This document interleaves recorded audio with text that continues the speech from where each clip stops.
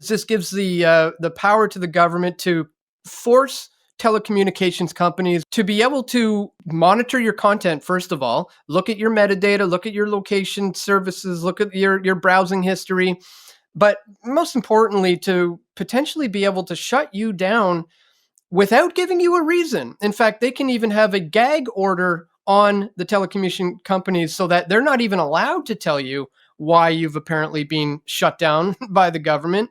But they do have that ability now. You're listening to the Corbett Report. Welcome back, friends. Welcome back. James Corbett here, CorbettReport.com, coming to you in early July of 2026 when our American brothers and sisters are off celebrating their hot dogs and beer and fireworks in their semi-Sasquatch-tennial whatever nonsense they're doing down there to celebrate the land of the free and the home of the brave. But, of course, in my home and native land in Canada, we just saw Canada Day, where people get together to celebrate the foundation of the true North, strong and free. Or is that the fake North, weak and enslaved? Well, you might be forgiven for thinking that if you've seen some of the recent tyrannical legislation that's been passing through Canadian Parliament. And I know one person who has been keeping his eye on that legislation, so you don't have to, or so that you can too, I suppose, is Dan Dix of pressfortruth.ca. You know him from, at the very least, his many, many appearances on the Corbett Report in the past, but hopefully you know his independent reporting that he's been doing for nearly 20 years now. Dan Dix, thanks for taking the time to talk with us today. It's my pleasure, James. Thanks for having me on once again. Excellent. Well, I wanted to get you on today to highlight, unfortunately, not a happy conversation, but a conversation that needs to be had nonetheless about the latest dystopian nonsense taking place in Canada. And unfortunately, these days, I think that's a lot of the news that I'm seeing out of Canada. And some of your recent reports have very much underlined that. And I wanted to talk or start specifically today with a video that you just posted up on Bill C-8 is now law.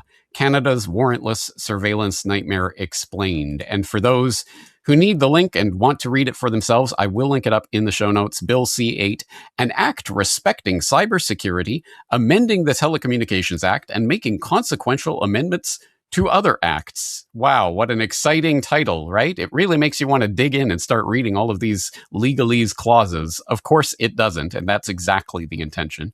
But thankfully, we have independent reporters like Dan, who is drilling down on these details. So Dan, tell us in plain English, what is C-8 about and what does it threaten to do to Canadians?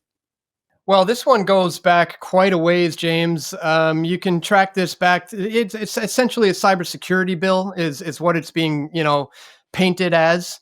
But really, it's essentially an internet kill switch on you. It's not going after cyber threats. It's going after anybody who goes against the status quo. They've been trying to push this thing, I would say, for over a decade, whether it be through various bills that got rejected over the years, and then they get rebranded like CISPA and ACTA and PIPA and SOPA and all these various bills that have been tabled. But over time, certain politicians, certain civil liberty groups, people have just recognized some of the problems within them, and they've all been terminated. The latest iteration was Bill C-26, which was on the table last year, and we were raising the alarm about it, saying this is going to, give the government the ability to force the telecommunication companies to shut you off if they choose to. But Parliament was prorogued. And essentially what that means is it was shut down. And when that happens, every bill that's on the table essentially gets trashed. They're totally squashed. So when Parliament starts up into a new session, anything that was currently on the bill has to be reintroduced. And so they ended up doing that, and they changed it to Bill C-8 this time. And it seems to have just whisked its way through the Senate, through the House, all the way to royal assent just about a week ago or so. And now it's officially law, or at least it will be very, very soon after receiving royal assent. So essentially what it amounts to is this gives the power to the government to force telecommunications companies, whether that's Rogers or Bell or Telus or whoever you're with, to be able to monitor your content. First of all, look at your metadata, look at your location services, look at your browsing history, but most importantly, to potentially be able to shut you down without giving you a reason. In fact, they can even have a gag order on the telecommunication companies so that they're not even allowed to tell you why you've apparently been shut down by the government. But they do have that ability now. So really, there's been a battle for free speech, which comes in with Bill C9, which we can talk about as well. But Bill C8 is the infrastructure, the actual tech that's going to allow them to do it.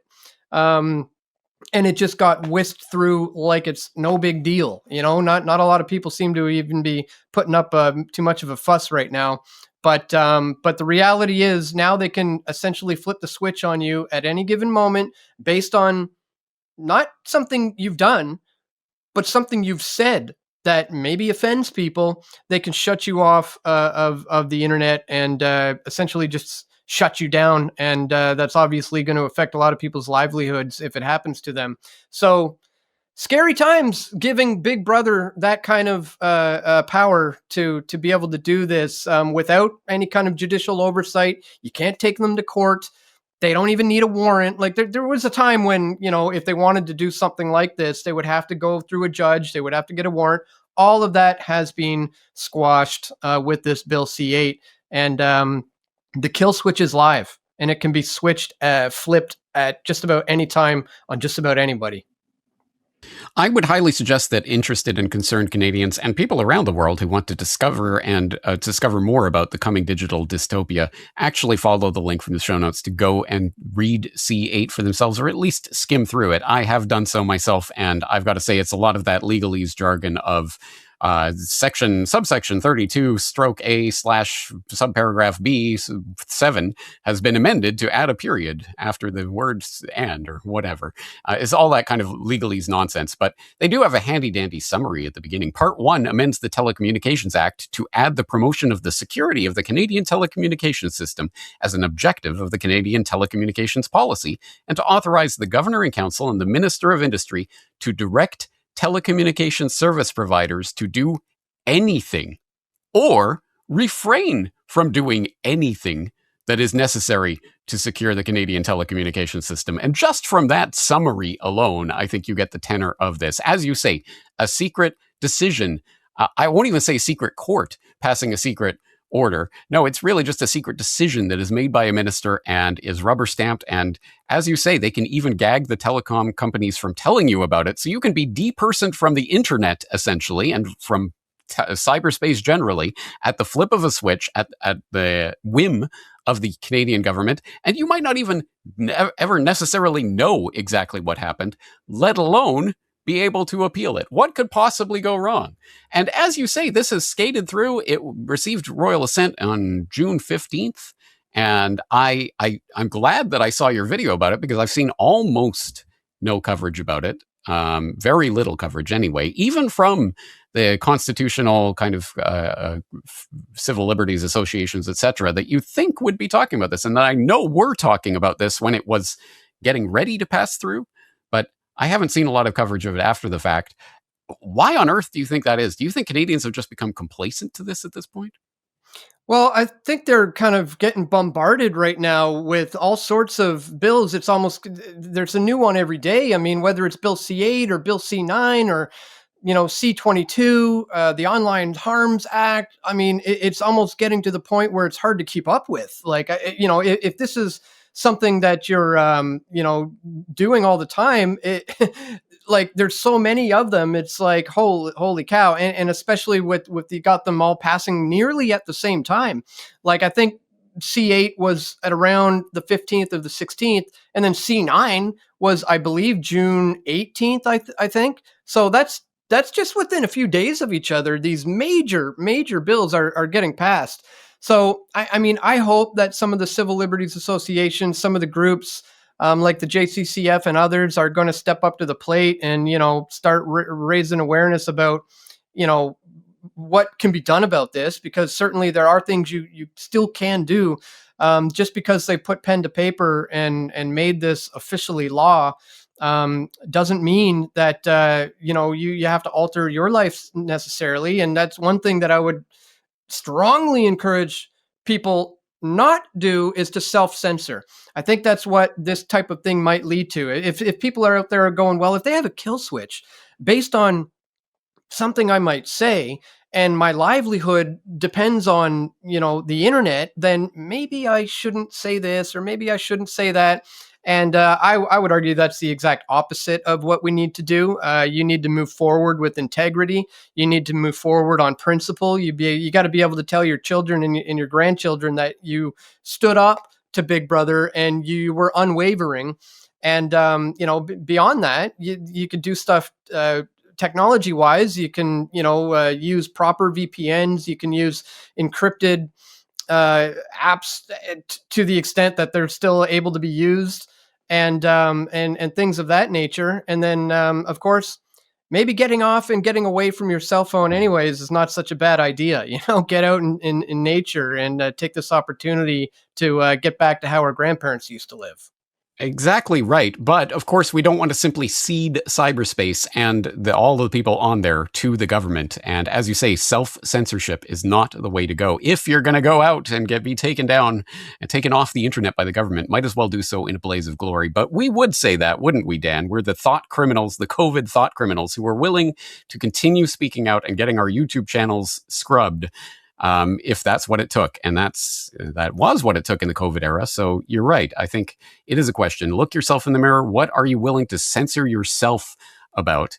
And personally, I'm not willing to self-censor, even if they're going to take me down off their controlled platforms. So I think that is some very important words for people to think about. And yes, there are always technological workarounds here and there and ways to skirt around the system, but I think we also have to confront the propaganda head on. But speaking of this bombardment of bad news, you raised the specter of Bill C9, which, as you say, received royal assent just around the exact same time as C8 and has gotten similarly not as much coverage as it should. Specifically, this is the Combating Hate Act, an act to amend the criminal code, hate propaganda, hate crime, and access to religious or cultural places, which may or may not sound innocuous enough, but as you point out in a recent video, it is not innocuous. You have this video up just recently, the $15,000 mission to firebomb synagogue that wasn't anti-Semitism. Break this down for us and tell us how it relates to the Bill C9. Well, as you said there from reading the bill, it essentially amends the criminal code to be able to add new charges for people who might, let's say, intimidate someone at a place of worship. It also adds new laws against using so-called hate symbols or terroristic symbols, and things of Which that. Is anything they say it is, of course. Exactly. The definitions of hate are so vague that it's essentially going to come down to whatever the police officer or crown prosecutor or snowflake judge decides is going to be, hateful on that particular day. But what's important is what they took out of the criminal code, and that is the freedom and the rights for religious expression defenses. So, for example, if you are, and this is where the Bible comes in to play, where it's a big part of the conversation, because there was a time, if you were reading from the book of Romans, or let's say the book of Leviticus, and you quote it saying, a man is not to lie with a man as he would with a woman. That is an abomination. Well, people used to say, well, that's hateful. You're being hateful. And you could then look at them and say, well, I'm sorry you feel that way, but, I have a protected right to, voice my religious beliefs. They've removed those protections so that you can no longer use your religious belief as a defense to quoting something so-called hateful like that, when really it's coming from a place of love. But now they've removed those protections, so they can now essentially go after anybody who's going against any kind of status quo. You're speaking out against maybe the pronoun mandates in Canada. You're going up against the alphabet rainbow army. You're discussing any of these types of things. They can point the finger now, say that is hateful, and you have no religious defense anymore. And surprisingly, nobody even has to be harmed per se. You don't have to actually cause any harm to anybody. It's just that if it is perceived that your words, not what you do, again, what you say, and this could just be in a post or a meme or maybe a certain emoji that you posted, in response to something. If that is perceived as something that could offend somebody and may lead to other people feeling hatred about it, then they could pull the trigger on you, throw you in jail, get you a fine, and that's where Bill C8 ties in with this. So C9 is about silencing your speech. C8 is about the mechanisms for how to get that done. But yeah, with this recent case that I just talked about today, this has happened a few years ago, I think it was, where a kid firebombed a synagogue in Montreal. Well, it turns out that it had nothing to do with anti-Semitism, which is what that they blasted all over the news, which is why things like Bill C9 can pass in the first place. It had nothing to do with that. Turns out the kid was just a troubled druggie. He was a drug addict, and somebody offered him $15,000 to firebomb the synagogue. Of course, none of the mainstream outlets are looking into just who was this mysterious person who coughed up 15 grand for this kid to do this. Obviously, to fill his drug addiction needs, nothing to do with anti-Semitism. So in the video, I make the case that I think there's enough evidence to point to the fact that CSIS or a CSIS agent is most likely the culprit here as being involved in this, because time and time again we've seen it in Canada, whether it was with John Nuttall and Amanda Cordy, the Canada Day bombing plot that was foiled.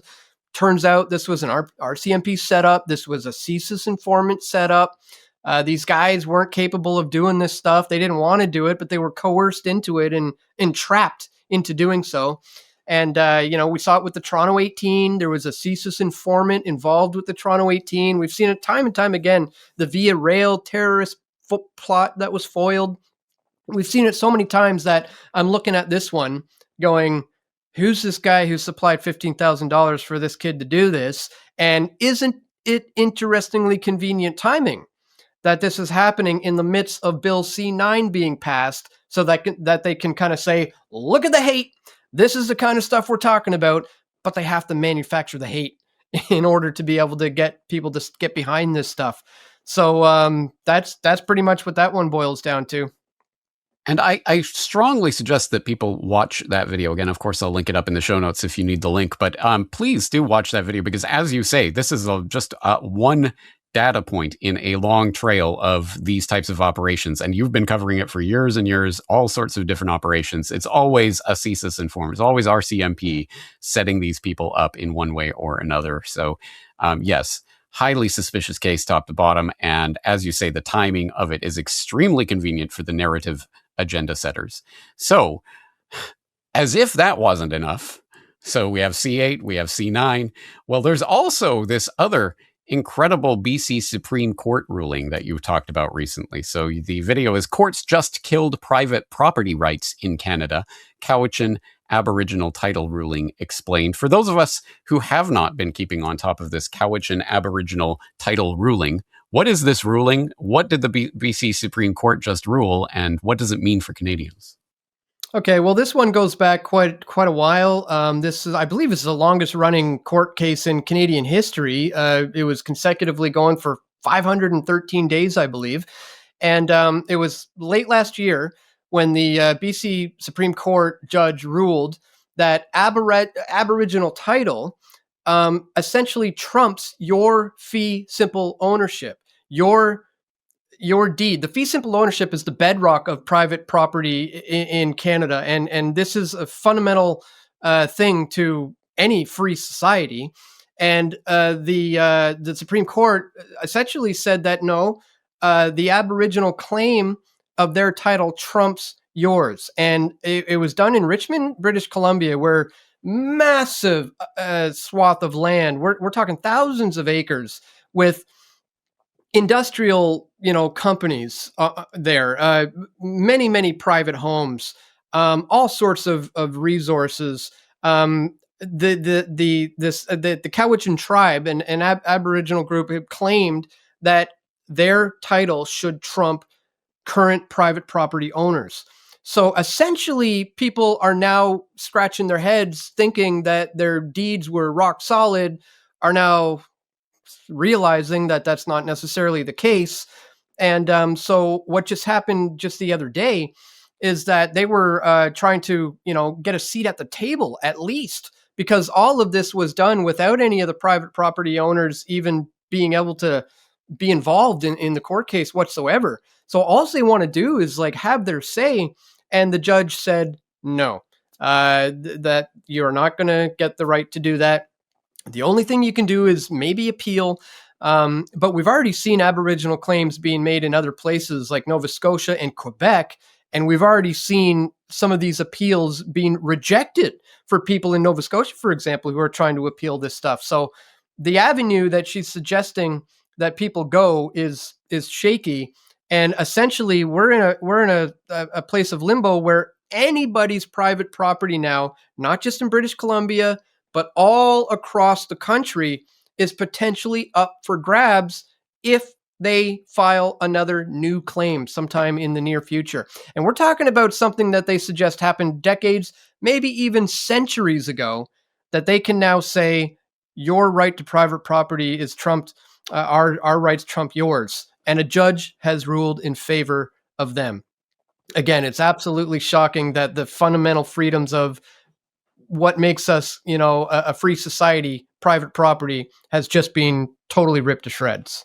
Yeah. I mean, as you point out, it fundamentally destabilizes the very fabric of society itself and the way that the entire Canadian system has worked up to this point. And yeah, I mean, it's a pretty remarkable case. And I can tell you from the international perspective, it's receiving basically no international attention that I've seen. So interesting. I guess it depends on how this plays out. But as you say, it will depend on what other claims are made in the future on using this, obviously, as a precedent. And one can only imagine that a lot of different tribes are going to be looking at the ability to use this in their own localities. And it's going to become something that will undoubtedly be an issue in Canada going forward. And not just Canada. This is ultimately coming from the United Nations and things like UNDRIP, the United Nations Declaration yes. on... For people who don't know about UNDRIP, can you tell people about that?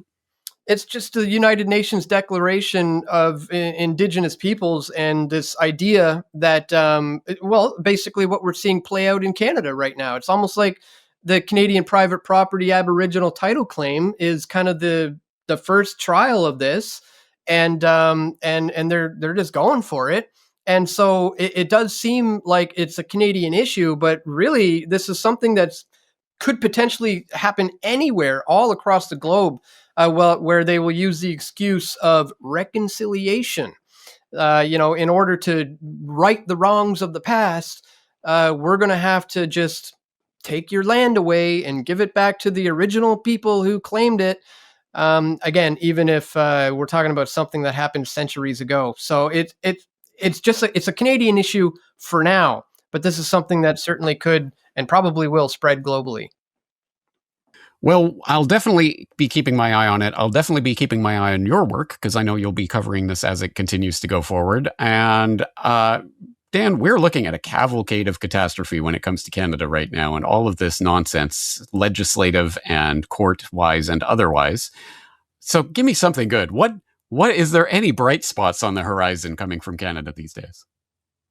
I mean, things are looking pretty bleak when you look at because of who's recently in charge. This Bilderberg insider, WEF puppet, globalist bankster, Mark Carney, who is being installed, was essentially placed in this position because he was nominated for the Liberal leadership right at the time when all of a sudden Justin Trudeau is resigning and we got to put somebody else in there, and then he becomes prime minister.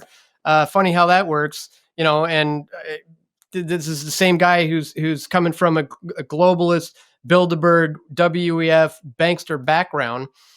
So when you're thinking about where the country is heading from that perspective, it's not looking too good. it's not looking too good. But honestly, I don't allow this stuff to ruffle my feathers. I don't get all too upset about it. I, see these things as an opportunity to continue to practice what I preach and preach what people need to do, which is don't be reliant on these guys. Don't rely on the governments anymore. Don't rely on the banks anymore. Whether that means you have to get out of debt, maybe you have to own something a little smaller than, you got to downgrade a little bit. And don't rely on the grocery stores either. We're really moving into a time of just an unprecedented time where becoming the number one enemy of the state, which is a fully self-sustainable, free, sovereign human being, is going to have to be our focus moving forward. So I wouldn't get too up in arms about what they're doing, and maybe just focus on building that community with your friends and neighbors. Make friends with some farmers. Buy local, and just like I said earlier, get back to the point of living like our grandparents used to live, because that's where this thing is heading.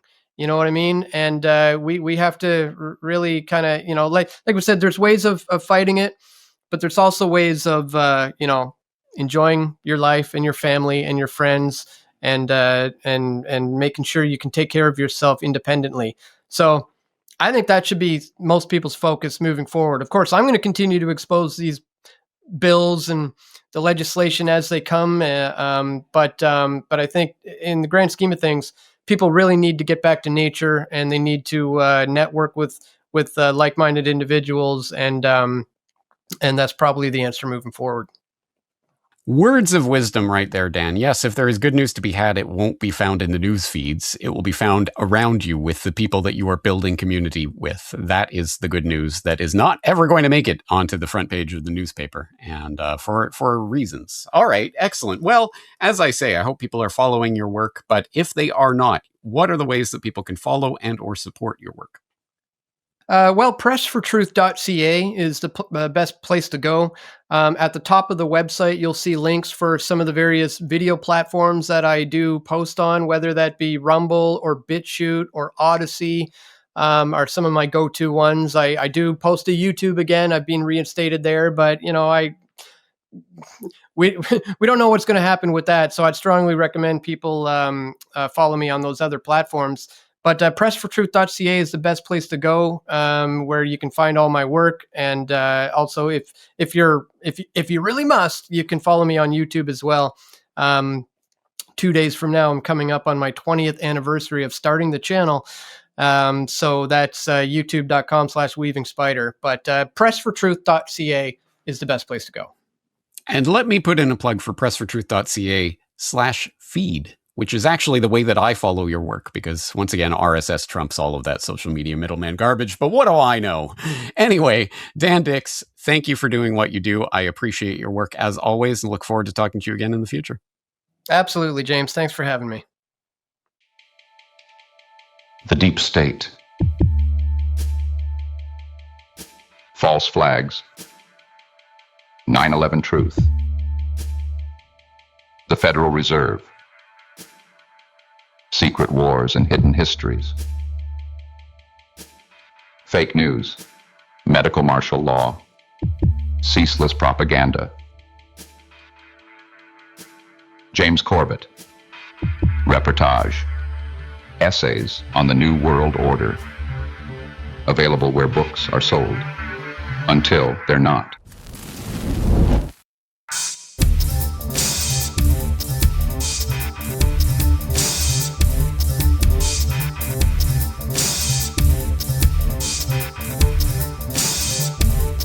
Reportagebook.com